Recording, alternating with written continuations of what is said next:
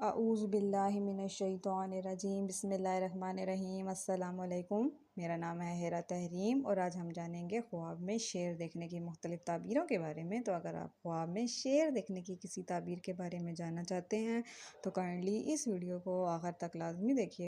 चलें तो शुरू करते हैं। ख्वाब में शेर देखना कैसा है? अगर कोई शख्स ख्वाब में शेर को देखे तो ये उसके लिए ताकतवर दुश्मन से वास्ता पड़ने की अलामत है। अगर कोई शख्स ख्वाब में शेर हमला आवर देखे तो ये उसके लिए दुश्मन से खौफ पैदा होने की अलामत है, दुख और दर्द अंदेशा होने की अलामत है।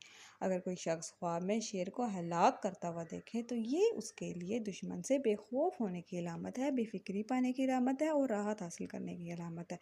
अगर कोई शख्स ख्वाब में शेर का शिकार करता हुआ देखे तो ये उसके लिए इज़्ज़त और सरदारी पाने की अलामत है, उसको ओहदा मुमताज़ मिलेगा और नाम आवर बहादुर बनेगा। अगर कोई शख्स ख्वाब में शेर पर सवारी करता हुआ देखे तो ये उसके लिए बहादुर शाह ज़ोर होने की अलामत है, लश्कर का सरदार मुकर्रर होने की अलामत है, दीनदार देखे तो वो कमाल बुजुर्गी पाए।